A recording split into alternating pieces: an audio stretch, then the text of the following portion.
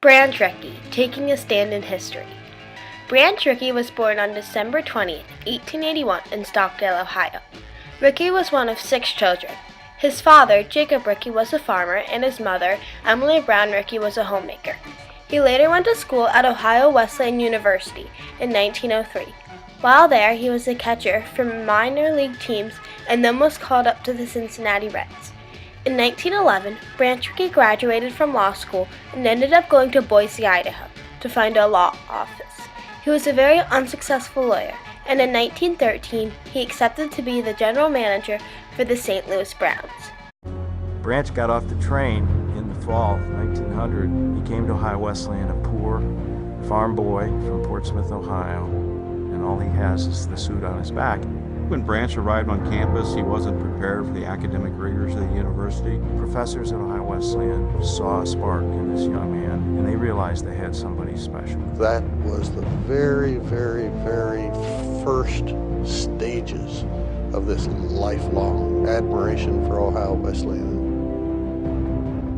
He became the baseball coach here at Ohio Wesleyan. In 1904, he took the baseball team over to play Notre Dame. They were told that one of their players wouldn't be allowed to stay at the hotel because of the color of his skin. The clerk agreed that Charles Thomas could stay in Branch Rickey's room. My grandfather so dramatically characterized that Charles Thomas was just taking the skin on his fingers and the tears running down his face. Mr. Rickey, if I could just rub this color off, I'm just as good as any other man. It imprinted itself on my grandfather. There was an awareness that was provoked more dramatically from that event than from any other event in his younger years.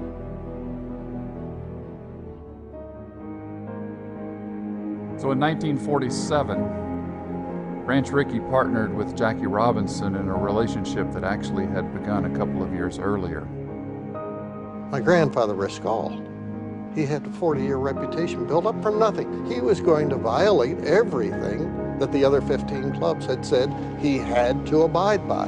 Baseball wasn't just a game, it was a symbol of America. When it changed, then people began to look at America differently.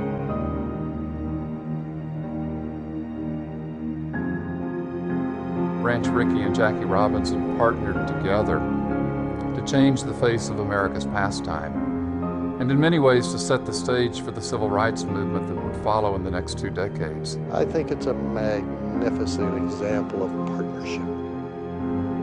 People coming together to be larger than the two are individually.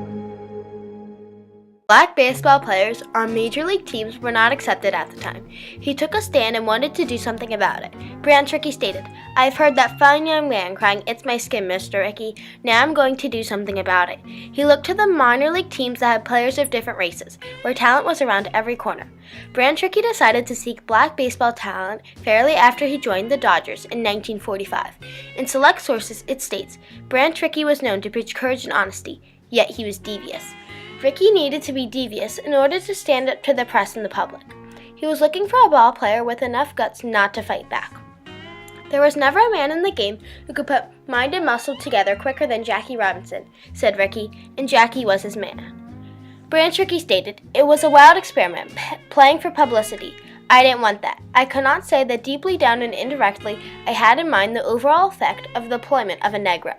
Jackie Robinson was the first minor league baseball player to ever attract that much of national attention. Rickey became an innovative executive when he decided to choose Jackie Robinson. He was the key part in being able to break the color barrier. This was also proved when Branch Rickey brought other black players to minor league teams. His grandson, Branch Rickey III, said his partnership with Jackie was perhaps the most darling in American sports history, but he knew, too, that it was a good business move, and he never ran away from justification. Jackie and Rickey's meeting was a culmination of a 3-year search that had cost thousands of dollars. This meeting was the climax of American baseball history. Robinson had played with numerous minor league teams and was sent to Montreal by Rickey. Branch Rickey told him, "If you can make it good there, then we'll try you with the Brooklyn Dodgers." On October 23, 1945, Jackie Robinson signed a contract to play for the Montreal Royals, who were in the International League. In April 1945, the Boston Red Sox gave 3 other black players' tryouts at Fenway Park. This prompted Rickey to move quicker with Jackie Robinson to get him to the majors.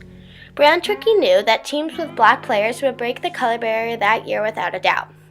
This same year, Rickey founded a new league for black players who were being excluded from various organizations. Taking a stand and standing up for what he believed in was important. The farm system was another major accomplishment for Branch Rickey. This system took good baseball players and grew them like crops for the major league teams. The farm system was a good way to obtain great players from the minor leagues. Rickey used the farm system to create a winning team. He also laid the foundation for what is now spring training. Jeff, I'm not sure that everybody associates the Library of Congress with baseball. Tell me what we have here today. Well, what we have here, Jamie, are some selections from Branch Rickey's paper.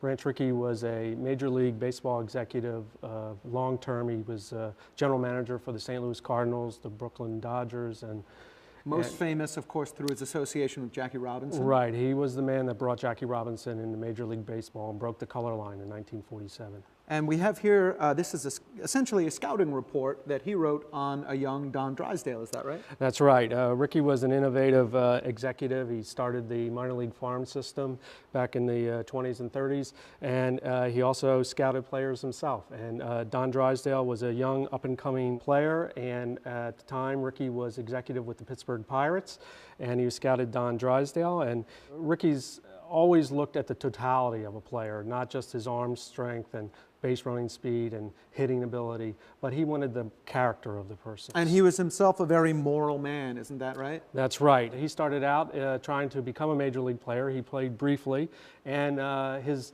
one claim to fame early in his career was that he would not play on Sundays. Here you have this strong moral character in 1904 that just translates back into the mid-1940s of bringing African Americans into Major League Baseball. If you would share with us a little bit of what he had to say when he was scouting Drysdale. One thing he said that he liked his grip, and he didn't want anybody to change that. He had an unusual grip on the ball. But he also said that, and I quote here, he says, "I don't know about his agility or whether or not his body control or can field his position, but his work on the hill itself is an unusual amount of perfection. Intelligent face and manner shows good breeding." I would sign him to a Pittsburgh contract, etc., but his first contract must not be above $4,000. $4,000. They sign him for a little more than $4,000 these days. To follow up with the connection between Branch Rickey and Jackie Robinson, I understand that you have a correspondence between them when Branch Rickey was leaving the Brooklyn club. That's right.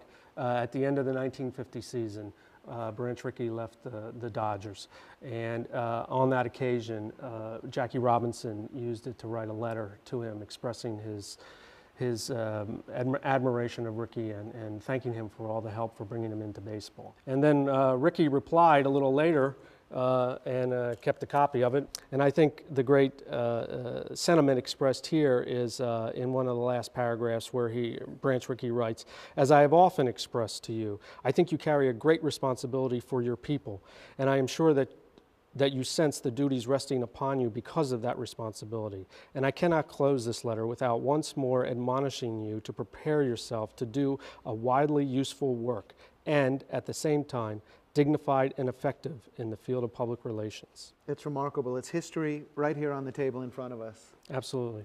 All of Branch Rickey's hard work in trying to break the color barrier paid off in 1955 when the Dodgers won the World Series. At the time, there were 4 black players and 5 when Don Newcomb joined the team. This extraordinary team won the National League pennant 7 times between 1947 and 1956. Branch Rickey was known for breaking the color barrier in baseball and taking a stand in history.